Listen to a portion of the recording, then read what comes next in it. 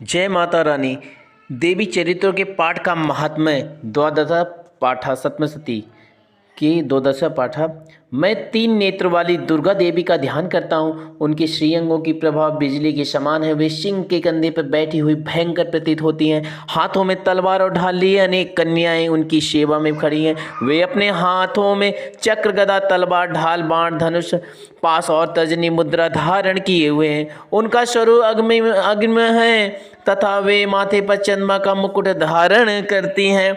देवी बोली, देवताओं जो एकाग्रचित होकर प्रतिदिन इन स्तुतियों से मेरा स्तवन करेगा, उसकी सारी बाधा मैं निश्चय ही दूर कर दूंगी। मैं जो मधुकैटभ का नाश, महिषासुर का वध तथा शुंभ निशुंभ के संहार के प्रसंग का पाठ करेंगे तथा अष्टमी, चतुर्दशी और नवमी को भी जो एकाग्रचित हो भक्तिपूर्वक मेरे उत्तम महात्म्य का श्रवण करेंगे, उन्हें कोई पाप नहीं छू सकेगा। उन पर पाप जनिक आपत्तियां भी नहीं आएंगी। उनके घर में कभी दरिद्रता नहीं होगी तथा उनको कभी प्रेमी जनों के बिछोह का कष्ट भी नहीं भोगना पड़ेगा। इतना ही नहीं, उन्हें शत्रु से, लुटेरों से, राजा से, शस्त्रों से, अग्नि से तथा जल की राशियां भी कभी भय नहीं होगा। इसलिए सबको एकाग्रचित होकर भक्तिपूर्वक मेरी इस महात्म्य को सदा पढ़ना और सुनना चाहिए। यह परम कल्याणकारक है। मेरा महात्म्य महामारी जनित समस्त उपद्रव तथा आध्यात्मिक आदि तीनों प्रकार के उत्पातों को शांत करने वाला है। मेरे जिस मंदिर में प्रतिदिन विधिपूर्वक मेरे इस महात्म्य का पाठ किया जाता है, उस स्थान को मैं कभी नहीं छोड़ती। वहाँ सदा ही मेरा सन्निधान बना रहता है। बलिदान, पूजा, होम तथा महोत्सव के अवसर पर मेरे इस चरित्र का पूरा पाठ और श्रवण करना चाहिए। ऐसा करने पर मनुष्य विधि को जानकर या बिना जाने भी मेरे लिए जो बलि, पूजा या होम आदि करेगा, उसे मैं बड़ी प्रसन्नता के साथ ग्रहण करूंगी। शरत काल में जो वार्षिक महापूजा की जाती है, उस अवसर पे जो मेरे इस महात्म्य को भक्तिपूर्वक सुनेगा, वह मनुष्य मेरे प्रसाद से सब बाधाओं से मुक्त तथा धन, धान्य और पुत्रों से संपन्न होगा। इसमें तनिक भी संदेह नहीं है। मेरे इस महात्मा ने मेरे प्रादुर्भाव की सुंदर कथाएं तथा युद्ध में की हुए मेरे पराक्रम सुनने से मनुष्य निर्भय हो जाता है। मेरे महात्म्य का श्रवण करने वाले पुरुषों के शत्रु नष्ट हो जाते हैं, उन्हें कल्याण की प्राप्ति होती है तथा उनका कुल आनंदित रहता है। सर्वत्र शांति। कर्म में बुरे स्वप्न दिखाई देने पर तथा ग्रह जनित भयंकर पीड़ा उपस्थित होने पर मेरा महात्म्य श्रवण करना चाहिए। इससे सब विघ्न तथा भयंकर ग्रह पीड़ाएं शांत हो जाती हैं और मनुष्य द्वारा देखा हुआ दुख स्वप्न सुख स्वप्न में परिवर्तित हो जाता है। बल ग्रहों से आक्रांत हुए बालकों के लिए महात्म्य शांतिकारक है तथा मनुष्यों के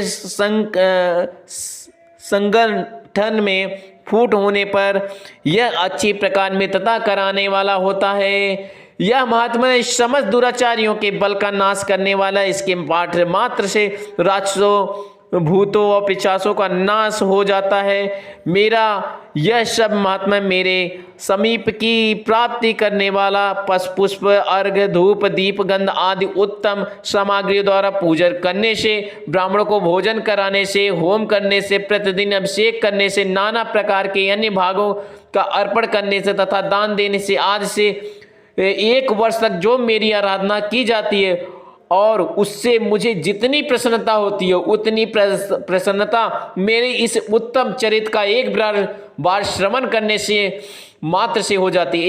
एक बार श्रवण करने के मात्र से हो जाती है। यह महात्म्य श्रवण करने पर चरित्र का एक बार पापों को हर लेता है और आरोग्य प्रदान करता है। मेरे प्रादुर्भाव का कीर्तन समस्त भूतों से रक्षा करता है तथा मेरा युद्ध विषयक चरित्र दुष्ट दैत्यों का संहार करने वाला है।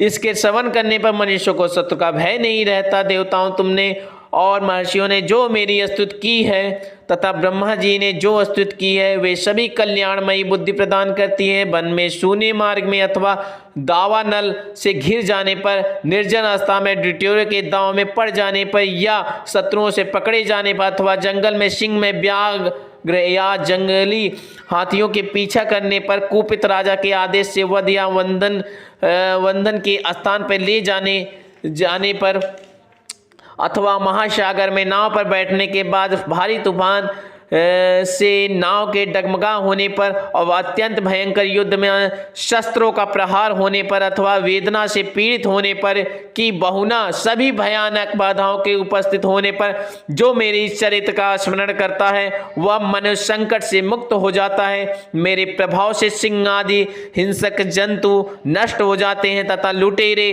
और शत्रु भी मेरे चरित्र का स्मरण करने वाले पुरुष से दूर भागते हैं। ऋषि कहते हैं, यों कहकर प्रचंड पराक्रम वाली भगवती चंडिका सब देवताओं के देखते ही देखते वहीं अंतर ध्यान हो गई। फिर समस्त देवता भी शत्रुओं के मारे जाने से निर्भय हो पहले की ही भांति यज्ञ भाग का उपयोग करते हुए अपने अपने अधिकार का पालन करने लगे। संसार का विध्वंस करने वाले महाभयंकर अतुल पराक्रमी देव शत्रु शुंभ तथा महाबली निशुंभ के युद्ध में देवी द्वारा मारे जाने पर शेष दैत्य परलोक में चले गए।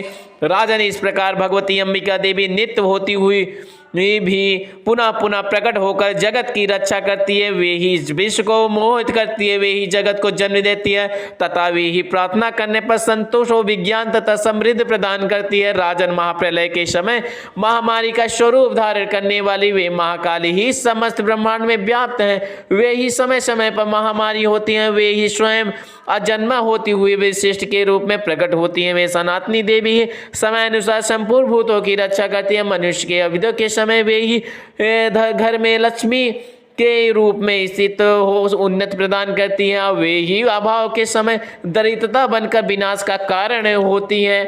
पुष्प, धूप और गंध आदि से पूजन करके उनकी स्तुति करने पर वे धन, पुत्र, धार्मिक बुद्धि तथा उत्तम गति प्रदान करती हैं।